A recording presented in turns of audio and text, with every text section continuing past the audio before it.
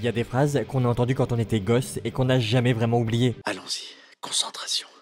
Rapide, je suis rapide. Je sais que j'ai pas vraiment besoin de vous présenter Flash McQueen, c'est juste une des voitures les plus rapides du monde avec une carrière complètement folle. Faut dire qu'il a eu un très bon prof et que son entourage est toujours là pour l'encourager. C'est clairement un combo gagnant. Mais le problème quand on est au sommet, c'est que la chute fait encore plus mal.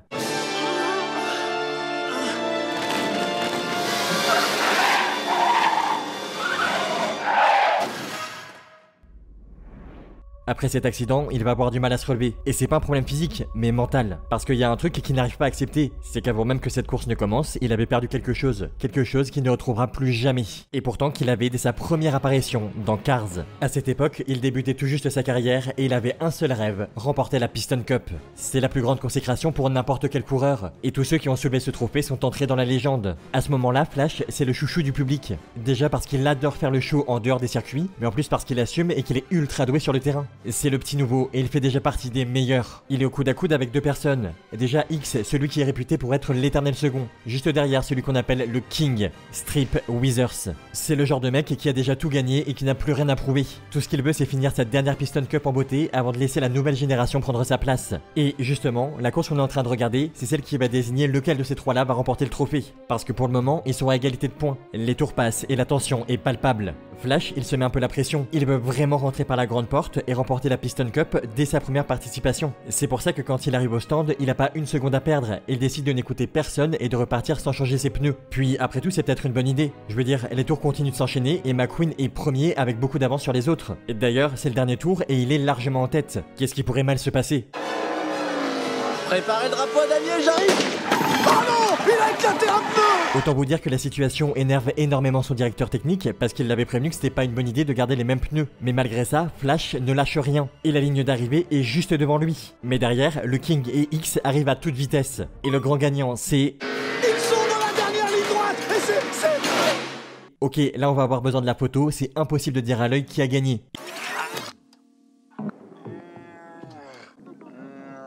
Écoutez, je savais pas que c'était possible, mais on dirait que les trois ont fait une égalité parfaite. On va quand même attendre la décision des juges pour être sûr. Par contre, ce qui est certain, c'est que McQueen a vraiment merdé. Cette course, il aurait largement dû la gagner. Mais ça l'empêche pas d'être ultra confiant devant les caméras et de dire que la situation est cool parce que ça fait du suspense. D'ailleurs, sa mentalité commence à vraiment gonfler son directeur technique et il décide de quitter l'écurie. Mais ça non plus, ça n'affecte pas du tout Flash. Et en même temps, ça se comprend vu comment il considère ceux qui travaillent avec lui. Oh, machin, pousse-toi de là, tu gênes la caméra. Ils veulent voir l'éclair. Bouge. Moi? Oui, pousse-toi.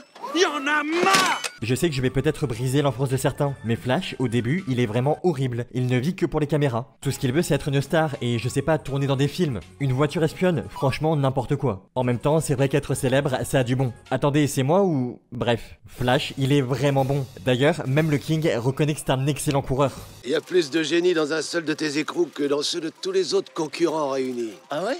Ah, c'est très... Mais t'es bête comme tes jantes. Venant de son idole, ça doit faire un peu mal. Mais c'est vrai qu'il a raison. Il veut expliquer à McQueen qu'il ne peut pas gagner seul. Il a besoin d'une équipe technique, mais aussi d'amis pour le soutenir. Mais notre héros, il s'en moque. Le seul soutien qu'il veut, c'est celui de Dinoco, parce que c'est le sponsor le plus prestigieux qui existe. En même temps, faut dire que pour le moment, le sien, c'est Rust-eze, un fabricant de pommade à pare-choc. Et Flash trouve que c'est pas vraiment une bonne pub pour son image. Surtout que bon, les deux patrons, ils ressemblent beaucoup plus à des oncles beaufs qu'à de grands PDG.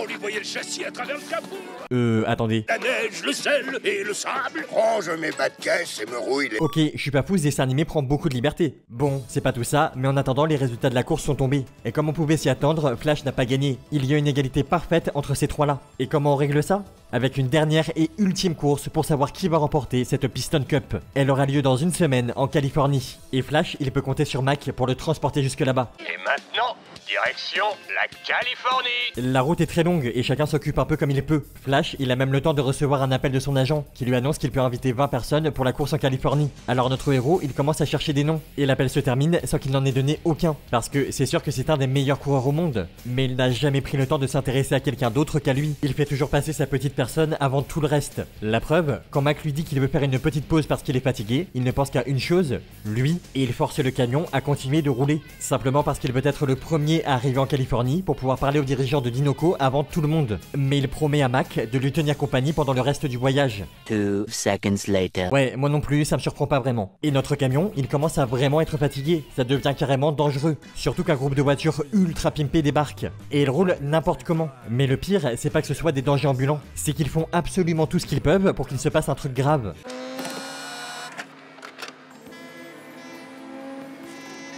Oh, jolie musique. Évidemment, Mac s'endort complètement et en touchant la bordure de la route, une figurine de Flash tombe sur le bouton qui ouvre la remorque. Et notre héros, il a le sommeil super lourd. Finalement, il tombe et il est à 2 doigts de se faire écraser. Après ça, il essaye quand même de rattraper Mac et il prend la même sortie que lui, sauf qu'une fois à sa hauteur. Vous êtes pas Mac? Mac?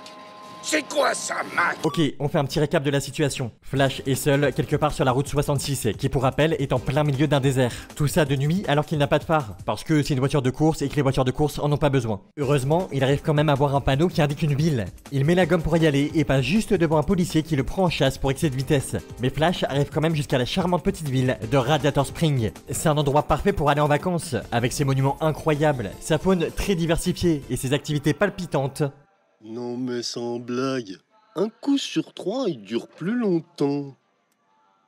Ouais, bon, ok, ça fait pas rêver. Mais Flash, il a d'autres préoccupations, parce qu'il essaye toujours de fuir la police et au passage, il défonce la route sans faire exprès, pour au final se retrouver dans cette situation. Ouais, ça a plutôt mal tourné. Et le grand coureur de la Piston Cup se fait arrêter, pendant que le monde entier se demande où il est passé. Le lendemain matin, McQueen, il se réveille dans une fourrière et il fait la connaissance du meilleur personnage de Cars. C'est bien évidemment Martin. D'ailleurs, il ne reconnaît pas du tout la star qui est devant lui, ce qui étonne beaucoup Flash. Vous connaissez pas mon nom? Non? Comment tu veux que je le connaîtrais? Au final, notre héros, il est emmené comme n'importe qui au tribunal. Là-bas, il va être jugé pour son excès de vitesse et la dégradation qu'il a fait subir à la ville. Sauf que le premier problème, c'est qu'il n'a pas d'avocat. Et c'est Martin qui se désigne pour jouer ce rôle. Ça s'annonce pas très bien. Étonnamment, le juge qui s'appelle Doc Hudson, il ne veut qu'une seule chose. C'est l'expulser immédiatement de la ville sans même qu'il paye pour ses crimes. On sait pas trop pourquoi, on a presque l'impression qu'il a reconnu McQueen. Mais écoutez, tant mieux, et Flash pense qu'il est enfin sorti d'affaire. Mais c'est sans compter sur cette mystérieuse fille qui débarque. Elle est magnifique.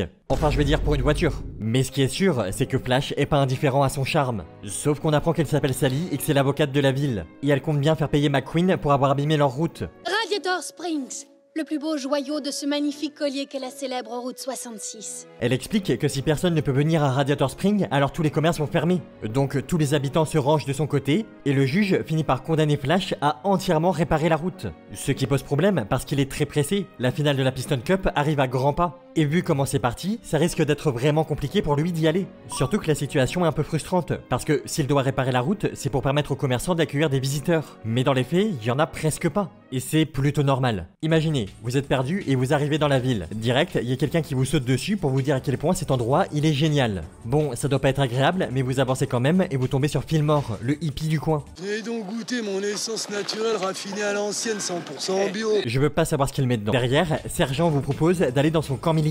Puis après on vous parle d'un motel, d'un bar tenu par une certaine Flo et des pneus vendus par Luigi. Alors que, je le rappelle, vous avez rien demandé. Vous aimez les pinstripes à la bonne Dutch freestyle? Olé! Non, là c'est trop. Et quand vous pensez enfin que vous êtes sorti d'affaire, la vieille de la ville vous colle un pneu au pare-choc arrière. Et juste après, vous faites la connaissance d'un prisonnier. Je veux pas juger, mais je pense que s'il y a personne dans la ville, c'est clairement pas que à cause de la route. Pourtant, il y a bien une époque où Radiator Springs accueillait énormément de voyageurs. En fait, à ce moment-là, l'autoroute qui est un peu plus loin n'existait pas. Et les gens pouvaient profiter du paysage. C'était à une époque où ils ne cherchaient pas à gagner du temps, mais à prendre leur temps. Donc c'était pas rare qu'ils s'arrêtent pour profiter de Radiator Springs, ce qui rendait les habitants très heureux. Puis l'autoroute a été construite et les gens ont arrêté de traverser la ville pour gagner 10 minutes. Petit à petit, elle n'intéressait plus personne et elle est morte dans l'indifférence la plus totale. C'est pour ça qu'aujourd'hui, les habitants, ils en font un peu trop quand un voyageur passe. Ils sont juste profondément tristes de voir l'endroit qu'ils aiment n'être plus que l'ombre de lui-même. Bref, avec tout ça, Flash a eu le temps de terminer de réparer la route. Oh, mais c'est affreux. Oh, ça va bien avec le reste du patelin? Ça se fait tellement pas. Mais Doc, il rigole beaucoup moins. Et comme McQueen refuse d'arranger la route, il lui propose une course, et c'est le perdant qui va s'occuper des travaux. Flash, il est évidemment très sûr de lui, parce que c'est une voiture de course contre un petit vieux. Il n'y a aucun monde dans lequel il perd. Les deux coureurs se mettent sur la ligne de départ, et le duel commence. Flash prend la tête pendant que son adversaire ne bouge pas. Ah si c'est bon, il a démarré, mais c'est trop tard, non? Ça pourrait être le cas, sauf si McQueen négocie mal un virage, parce qu'il n'a pas l'habitude de rouler sur la terre et qu'il fait une sortie de route. Aïe. Mais le plus étonnant dans cette histoire, c'est que depuis le début, Doc savait très bien ce qui allait se passer. Il a l'air de beaucoup plus s'y connaître en course que ce qu'on pouvait penser. Quoi qu'il en soit, Flash reconnaît sa défaite et il se met à racler la route comme promis. D'ailleurs, il est très efficace, parce que le lendemain matin, il en a déjà fait une bonne partie. Même Doc est étonné. En fait, si notre héros il a été aussi rapide, c'est parce qu'il voulait s'entraîner sur le terrain où il a perdu la veille. Il veut vraiment réussir à prendre le virage qu'il avait loupé. Mais pour le moment, c'est pas trop ça. Doc s'approche pour lui donner des conseils, et Flash ne l'écoute évidemment pas, parce qu'il ne voit pas comment un petit vieux quelconque peut l'aider. Puis, de toute façon, il a du travail. D'ailleurs, il avance tellement bien que Sally arrive pour le remercier de ce qu'il a déjà fait. Et j'ai pensé que tu pourrais venir t'installer avec moi. Pas avec moi. Elle va dire qu'elle parlait de son motel, mais on a tous très bien compris. Et Flash ne refuse évidemment pas. Tu t'es fait faire un petit tatouage au-dessus de la plaque arrière? Non mais là c'est trop. Bref, McQueen se rapproche de Sally, mais pas que. Il passe aussi beaucoup de temps avec Martin. Par exemple, la nuit, il s'amuse à culbuter des tracteurs. Vraiment, on sent que même s'ils ne viennent pas du même monde, ils s'entendent trop bien. Flash se confie carrément sur son rêve de gosse, à savoir gagner la Piston Cup. Il dit que s'il en a tellement envie, c'est pour connaître la gloire, faire des voyages en hélico, avoir les meilleurs sponsors. Martin le coupe parce qu'il a envie de savoir s'il pourra l'accompagner. Parce que son rêve à lui, c'est de faire un voyage en hélicoptère. Et même si on n'est pas sûr que ce soit honnête, Flash accepte. T'es sûr que j'avais bien choisi? Choisis quoi? Bah, mon meilleur ami. Je sais pas si j'ai été très clair sur ça, mais Martin, c'est le tout premier vrai ami de Flash. Jusque-là, il n'a pensé qu'à sa carrière, et il a peut-être un peu oublié l'essentiel. Pourtant, une carrière, contrairement à de vrais amis, ça peut disparaître du jour au lendemain. Et notre héros, il va le comprendre en allant par hasard dans le garage de Doc. Là-bas, il découvre un trophée de la Piston Cup, qui date de 1951. Il appartient à un certain Hudson Hornet. Mais il est loin d'avoir tout vu, parce que dans ce petit garage sombre, il n'y a pas un, mais 3 trophées de la plus grande compétition au monde. Vous avez compris, le vrai nom de Doc, c'est Hudson Hornet et c'est un coureur légendaire de la Piston Cup. Il l'a remporté 3 fois d'affilée avant de totalement disparaître des circuits. Flash est très heureux de le rencontrer, mais Doc refuse de lui parler. Mais notre héros, il insiste. Il veut vraiment savoir ce qu'il s'est passé et pourquoi ce grand champion a subitement choisi de mettre fin à sa carrière. Pourquoi vous avez décidé de tout arrêter alors que vous étiez au top? Tu crois que j'ai décidé d'arrêter? La raison, elle est sur ce petit bout de papier. Doc a eu un accident. C'est arrivé en 54, et après ça, tout le monde l'a lâché, ce qui l'a forcé à s'éloigner des circuits. Pourtant, il est persuadé qu'il aurait pu encore plus marquer l'histoire. Mais on lui a retiré cette chance. Si ce sport est si cruel, c'est parce que ses acteurs ne pensent qu'à eux-mêmes. La preuve, Flash aussi est comme ça. Alors que les habitants de Radiator Springs, ils sont toujours prêts à aider. Et c'est avec des gens comme ça que Hudson veut faire sa vie désormais. Parce que eux, ils sont vrais et sincères. Alors que Doc, il leur cache sa carrière sportive, donc niveau sincérité, il est très loin d'être irréprochable. D'ailleurs, Flash a essayé de révéler la vérité aux autres, mais personne ne l'a cru. Notre Doc. Non, je vous jure, c'est une légende vivante, c'est Hudson Hornet. La seule qui ne rit pas, c'est Sally, parce qu'elle a un truc à lui proposer. Elle a envie qu'il se passe une petite balade, comme ça, tous les deux, sans arrière-pensée. Et ça se passe très bien. Pour la première fois, Flash prend même le temps de profiter du paysage. Et pas que. Ensemble, ils arrivent au Willwell Hotel. C'est un vieil établissement qui servait pendant l'âge d'or de Radiator Springs. Et aujourd'hui, il est abandonné. Sally profite de ce moment pour expliquer qu'à une époque, elle était avocate à Los Angeles, et là-bas, elle avait une vie à 100 à l'heure. Mais elle n'était pas vraiment heureuse. C'est pour ça qu'un jour, elle a quitté la Californie sur un coup de tête et elle a roulé sans cesse jusqu'à tomber en panne ici. Tout le monde l'a très bien accueillie et elle est tombée amoureuse de la région. Aujourd'hui, son plus grand rêve, c'est de redonner sa gloire passée à Radiator Springs. Et pourquoi pas de rénover le Willwell Hotel. Flash a adoré cette balade et il commence à aimer lever le pied. Il s'attache petit à petit à la ville, mais aussi à ses habitants. C'est pour ça que quand il a enfin terminé de réparer la route, il décide quand même de rester. Tout simplement parce que pour la première fois de sa vie, il est vraiment heureux et il a des amis. Et maintenant, ce qui compte pour lui, c'est de passer du temps avec eux. Alors il fait changer ses pneus chez Luigi, il boit des substances bizarres avec Fillmore, il teste des armes avec Sergent, il se laisse même pimper. Quel look de fou! D'ailleurs, Sally aime bien son nouveau style, mais ce qu'elle préfère, c'est qu'il se soit sincèrement intéressé à tout le monde. En à peine une journée, il les a tous rendus heureux, et ça c'était pas arrivé depuis très longtemps. Est-ce que je vois ce que je vois? Oh, j'en sais rien, il est encore trop tôt pour le dire, Flo. Mais je pense que tu auras très bientôt une réponse à ta question. Mais c'est un peu trop beau pour être vrai. On sait pas trop comment, mais les journalistes ont réussi à retrouver Flash, et ils envahissent la petite ville. Sauf que notre héros, il a changé, il n'aime plus cette vie de star. Mais c'est pas vraiment comme s'il avait le choix, et son manager lui fait bien comprendre. Alors oublie Gladiator String là et mets-toi en route. Il est obligé de dire au revoir à Sally, avec le cœur lourd. Elle le remercie pour tout ce qu'il a fait et lui dit qu'il a sincèrement compté pour elle et pour tous les autres. Après ça, elle lui souhaite bonne chance pour sa course en Californie. Puis elle lui tourne le dos et s'en va, laissant Flash profondément triste. Il remonte dans sa remorque à contre-cœur et dit adieu au seul endroit où il était vraiment bien. Excusez-moi, vous êtes Doc Hudson? Oui. Merci d'avoir appelé. En fait, la seule personne que la présence de McQueen dérangeait, c'était Doc. Il dit qu'il a fait ça pour les habitants de Radiator Springs, mais en réalité, c'est pour lui qu'il l'a fait. Peut-être que voir un jeune qui a pour rêve de gagner la Piston Cup, ça lui rappelle que le sien a été brisé. Quoi qu'il en soit, il voit bien que tous les habitants de la ville sont tristes par sa faute, et il commence enfin à comprendre que Flash était peut-être différent des gens égoïstes qui ont mis fin à sa carrière. Alors il va faire tout ce qu'il peut pour se rattraper, c'est-à-dire accompagner tout le monde pour aller voir la grande finale de leur ami. Et ils arrivent juste à temps, parce que McQueen est un peu trop tracassé pour bien rouler. Mais en les voyant, il se remotive. Surtout que Doc décide de devenir son directeur technique. Et avec son expérience de pilote, il peut donner de très bons conseils. Grâce à son équipe, Flash se surpasse et donne le meilleur de lui-même, au point de repasser en tête de la course. C'est très certainement lui qui va gagner la Piston Cup. Mais X, qui est frustré d'être dernier, provoque un violent accident. Le King est très mal en point, et alors que Flash aurait dû gagner, il s'arrête. À une époque, il aurait franchi la ligne d'arrivée sans se poser la moindre question, mais il a changé. Il décide de laisser X gagner, et aide le King à terminer la dernière course de sa carrière. C'est ça les vraies valeurs du sport, et tout le public est très heureux de voir ce genre de mentalité. Ok, Flash n'a pas remporté cette course, mais il a gagné bien plus. D'ailleurs, c'est à lui que le patron de Dinoco propose un contrat, parce qu'il a été touché de ce que Flash a fait sur le circuit, et aussi parce que tout le monde déteste X, on va pas le plaindre. Mais même si c'est son rêve de gosse, Flash refuse, parce que c'est son sponsor actuel qui a cru en lui depuis le début, et il serait pas là sans eux. Le patron de Dinoco comprend totalement, mais il dit aussi que s'il peut faire quoi que ce soit pour Flash, alors il le fera. Et justement, il y a bien un truc.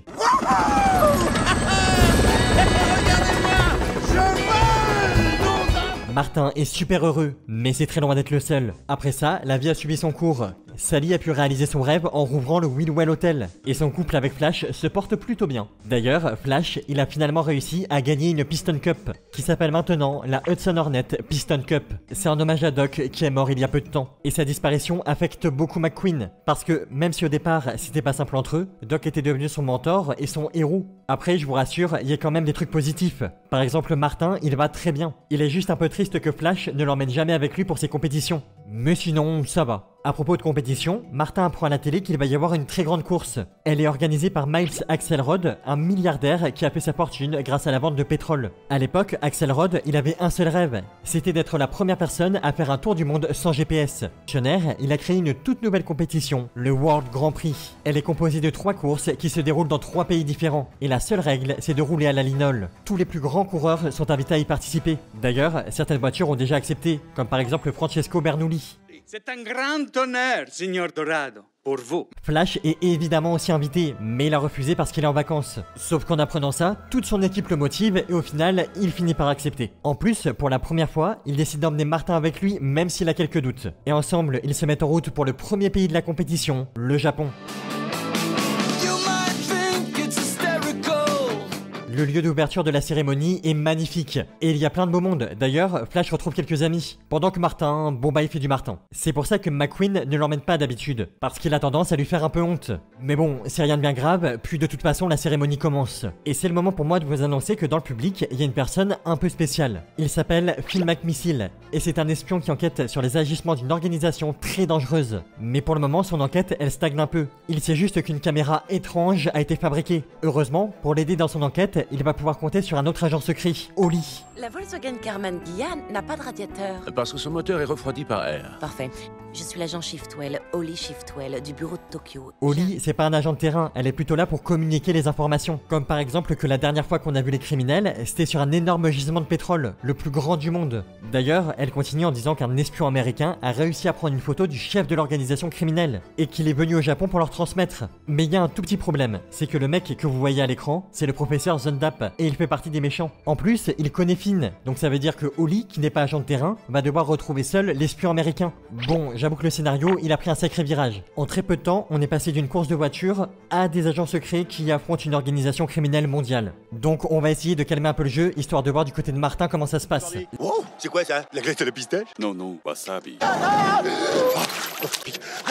C'est pour ce genre de truc que Flash ne voulait pas l'emmener. En plus, Martin, il a une petite fuite d'huile sur scène. D'habitude, ça lui arrive jamais, mais McQueen est très énervé et lui dit d'aller faire ce qu'il a à faire. Alors Martin se précipite aux toilettes. Et il ne le sait pas encore, mais en y entrant à ce moment-là, il vient de provoquer le début de la plus grande aventure de sa vie. Parce que l'agent américain qui a la fameuse photo du chef de l'organisation criminelle y va au même moment. Et malheureusement, il a été suivi. Martin intervient sans faire exprès. Et son premier réflexe, c'est d'être très étonné de voir de si vieux modèles de voitures ici. L'agent secret sait qu'il va être capturé, alors il colle sur Martin le petit boîtier qui contient la photo. D'ailleurs, il sert aussi de mouchard pour que ses collègues puissent le retrouver. Puis notre dépanneuse sort et elle tombe sur Holly. Sauf qu'elle pense que c'est lui l'espion américain. Ouais, vous allez voir, c'est un quiproquo de fou du début jusqu'à la fin. Surtout que Martin, il répond juste à tous les protocoles de sécurité sans faire exprès. Finalement, Holly lui donne rendez-vous plus tard dans un endroit moins exposé. Et Martin, il pense qu'elle est en train de le draguer. Il est trop heureux, donc il se précipite pour raconter à ses amis ce qui vient de lui arriver, mais personne ne le croit. Et en même temps, c'est pas le plus grave, parce qu'il est pas au courant, mais il est en danger de mort. L'agent américain a été capturé, puis assassiné quand il ne servait plus à rien. Les méchants ont compris qui a récupéré la photo. Et comme je vous l'ai dit, Martin, il ne se doute absolument de rien.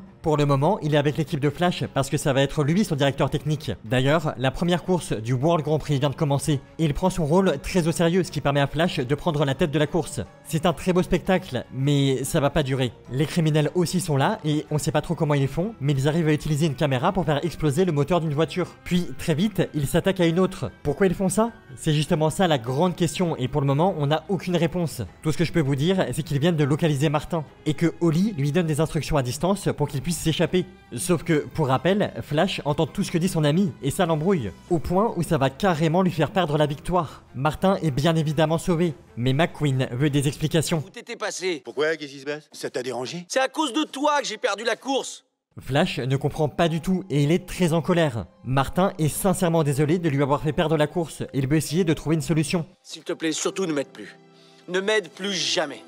Aïe. Bon bah, y a plus qu'à espérer que Flash gagne la seconde course. Parce que oui, même si en tout 3 voitures ont pris feu, la compétition est quand même maintenue. Certaines personnes pensent que l'alinol est dangereux et que c'est ça qui a provoqué ces accidents. Mais Axelrod s'en défend en disant qu'aucune analyse ne montre qu'il y a un truc bizarre dans son carburant. Alors Martin se met en route pour aller en Italie où va se passer la prochaine course. Est-ce que ça va enfin se passer normalement? Évidemment que non. Finn l'arrête pour lui parler et il se retrouve dans un jet privé. Pendant que McQueen pense qu'il est retourné à Radiator Springs. Quand tu liras cette lettre, je serai dans un avion qui me ramène à la maison. Je suis vraiment désolé de ce que j'ai fait et je ne veux plus te faire perdre d'autres courses. Pause. C'est évidemment les 2 espions qui ont prévu le coup et qui ont fait cette lettre, pas Martin. Je veux dire, c'est beaucoup trop bien écrit. Bref, Holly et Finn sont toujours persuadés que Martin, il est lui aussi espion. Et qu'être l'assistant de Flash, c'est juste sa couverture. Sinon, pourquoi ce serait lui qui aurait la photo? D'ailleurs, on va enfin savoir s'il y a dessus. C'est une sorte de moteur. Et Martin, qui s'y connaît très bien, explique que c'est un vieux modèle et qui est vraiment pourri. Ça tombe tout le temps en panne, puis c'est une galère pour trouver les pièces. Non, vraiment, ce moteur, il est nul, un des pires qui soit. Le problème, c'est qu'il a quand même été monté sur 35 000 voitures, ce qui est beaucoup trop pour enquêter sur chacun d'eux.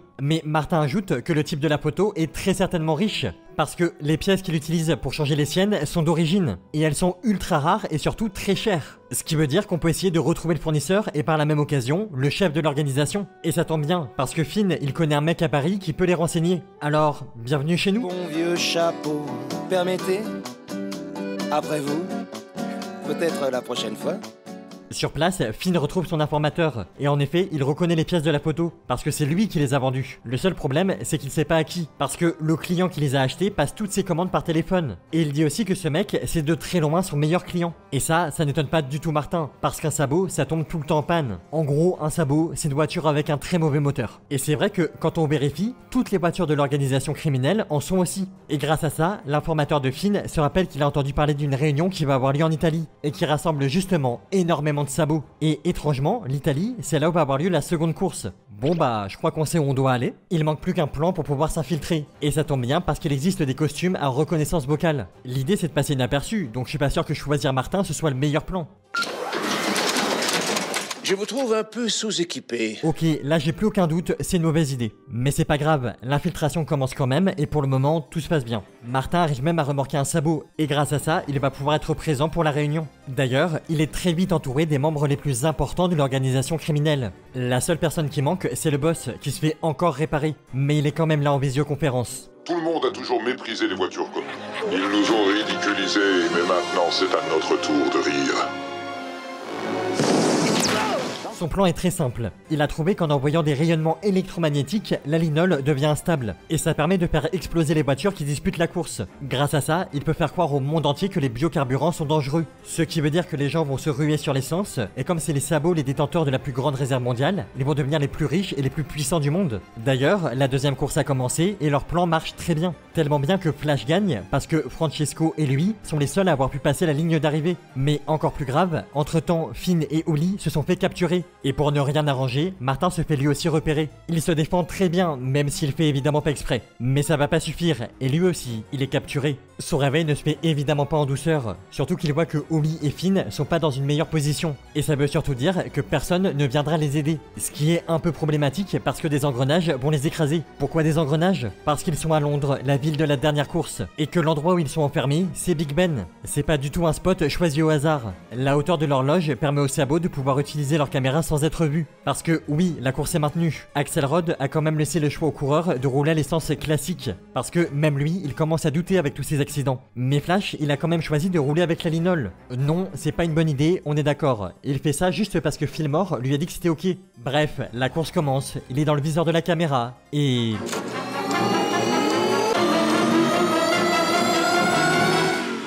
Pourquoi il a pas explosé? Il y a une raison, mais on en parle plus tard. De toute façon, les méchants ont un plan B. Ils ont caché une bombe dans le stand de McQueen. Et au prochain ravitaillement, ils comptent bien la faire exploser. En entendant ça, Martin, il se dit qu'il peut pas rester là sans réagir. Il arrive à s'échapper et il fonce sauver son pote. Ah, et les deux agents, vous en faites pas, ils s'en sortent. Par contre, il découvre que le filtre à air de Martin a été retiré. Parce qu'en réalité, la bombe, elle n'a jamais été dans le stand de Flash. Mais sur notre dépanneuse. Et le seul moyen de la désamorcer, c'est par reconnaissance vocale. Et c'est la voix du grand chef de l'organisation qu'il faut. Mais pour rappel, on sait toujours pas qui c'est. Enfin, si, il y a une personne qui a une idée. C'est Martin, et même s'il a tendance à enchaîner les gaffes, on n'a pas le choix. Il faut lui faire confiance. Et j'avoue qu'au départ, j'ai pas trop compris, parce qu'il est parti voir la reine d'Angleterre. Sauf qu'avec elle, il y a Axelrod, et c'est lui que Martin accuse. Il pense que c'est lui qui a eu la petite fuite d'huile au Japon. Et qu'en réalité, il ne s'est jamais converti à l'électrique. D'ailleurs, d'après Martin, c'est lui qui possède les énormes gisements de pétrole. Et s'il a inventé la linole, c'est uniquement pour faire croire que tous les biocarburants étaient risqués. Bon, j'avoue que c'est plutôt mince comme théorie, et il y a vraiment de grandes chances pour que tout le monde explose. Désactivé! La bombe est désactivée. Excellente journée, Sir Axelrod. Martin a vu juste, et même si c'est pas un vrai agent secret, c'est lui qui a réussi à résoudre cette enquête. Et pour le remercier, la reine d'Angleterre décide carrément de le sacrer et de faire de lui un chevalier de la couronne. En plus, ça veut dire que maintenant, on peut l'appeler Sir Martin. J'avoue que je l'avais pas vu venir. Alors que ça... Je suis la copine de Martin, et je suis très heureuse de vous rencontrer. Par contre, c'est bien beau tout ça, mais il reste quand même une question. Comment ça se fait que Flash n'a pas explosé pendant la course? C'est juste que Sergent n'avait aucune confiance en Axelrod et son carburant. Donc, il l'a remplacé par celui 100% naturel de Fillmore. Espèce d'écolo. Après ça, Finn et Ollie sont obligés de quitter Martin, mais elle lui promet de revenir le voir. Je crois bien que je suis jaloux d'une dépanneuse. Est-ce que vous saviez que Flash a gagné 7 Piston Cup après ça? Avec le temps, c'est devenu une vraie machine et il enchaîne les victoires. En plus, tout le monde est très heureux. Ça fait très plaisir de tous les voir comme ça. Mais ça va pas durer, parce que le pire truc qui puisse t'arriver quand tu es tout en haut, c'est que quelqu'un vienne prendre ta place. Cette voiture, c'est Jackson Storm. Il fait partie d'une nouvelle génération de coureurs qui sont à la pointe de la technologie. Là où Flash, c'est devenu le doyen de la course. Vous vous rendez compte que ce champion a été mon idole pendant des années, j'ai même envie de dire de très nombreuses années. Ok, ça doit piquer pour Flash, mais si vous êtes de ma génération, vous avez connu la sortie du premier film, quand il commençait tout juste sa carrière pro. Ce qui veut dire que si lui, il a vieilli, nous aussi. Bref, on va arrêter de penser à ça parce que je vais déprimer. Petit à petit, les anciens coureurs de la Piston Cup, ils se font remplacer par des membres de la nouvelle génération. Et il faut se rendre à l'évidence, Flash n'est plus dans le coup. C'est plus qu'une voiture qui galère à atteindre le milieu du classement. Mais notre héros, il refuse de vieillir, et il compte bien repousser ses limites.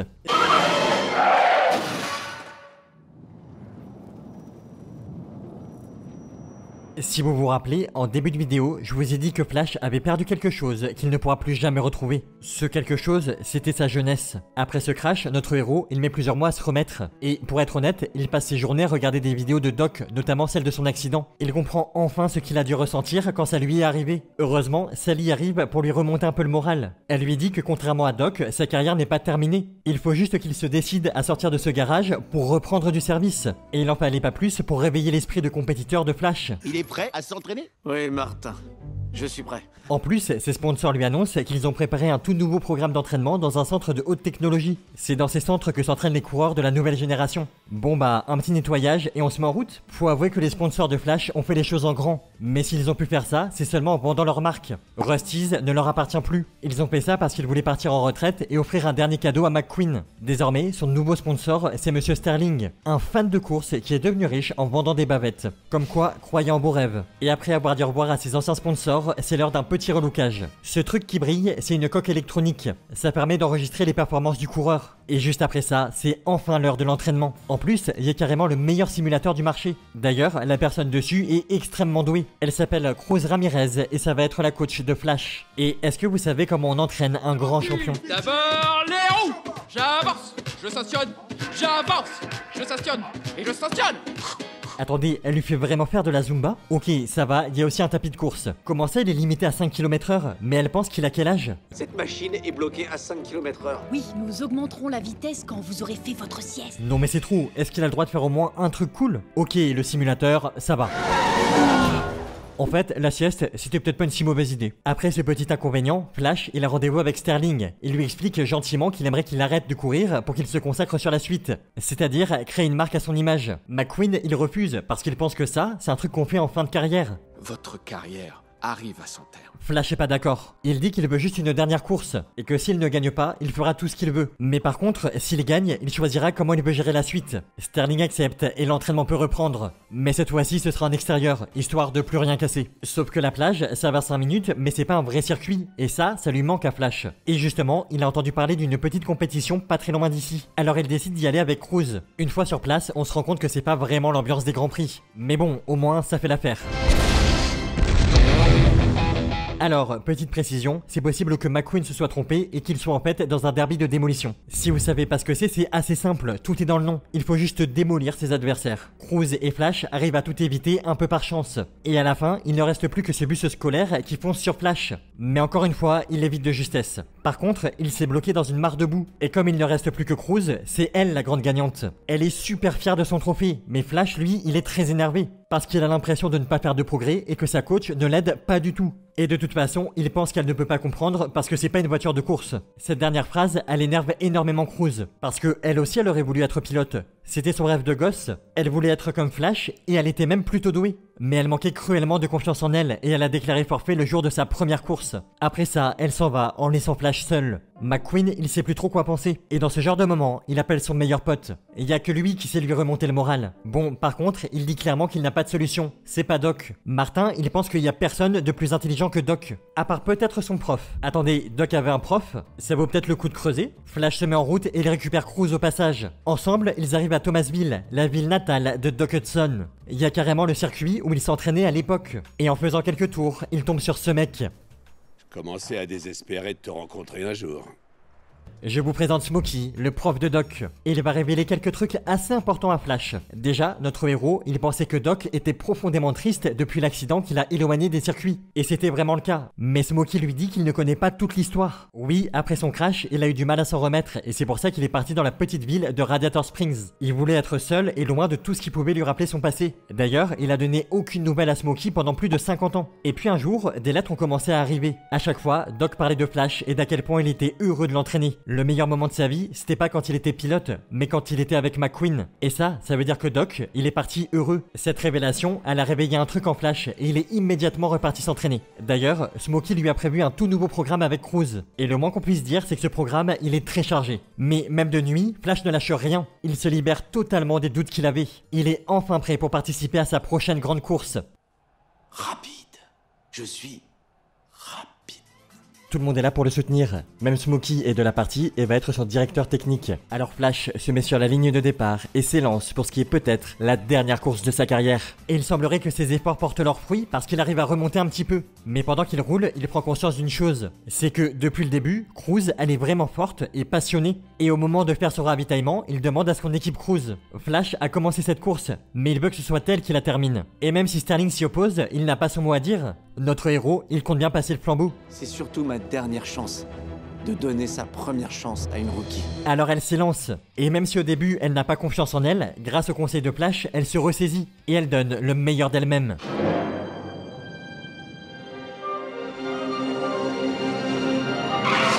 Cruz vient de remporter sa toute première course. Elle a même le droit à une proposition de contrat de la part de Dinoco. Et Flash est super fier. Sûrement autant que l'était Doc quand il l'entraînait. En plus, il a techniquement gagné la course. Ce qui veut dire que Sterling ne peut pas lui imposer de mettre fin à sa carrière ou de bosser pour sa marque. Il est totalement libre, mais surtout très heureux. Après ça, Cruz est devenue une grande pilote. Et elle a pris le même numéro que Doc. Flash, lui, il a changé de look. Parce que faut bien être classe quand on est le directeur technique d'une des meilleures voitures. Flash, il a enfin accepté d'avoir vieilli. Parce qu'après tout, c'est pas une fatalité. Il faut juste apprendre à se renouveler. On a tous des rêves et des passions. Et on n'est pas obligé d'y renoncer en grandissant. Simplement, il faut savoir laisser sa place aux prochaines générations. Pour qu'ils puissent connaître les joies et les peines qu'on a vécues. Comme moi, vous avez sûrement grandi avec Cars. Et voir des enfants s'émerveiller devant des films qui nous ont fait rêver, est-ce que c'est pas beaucoup plus beau que de les garder pour nous ?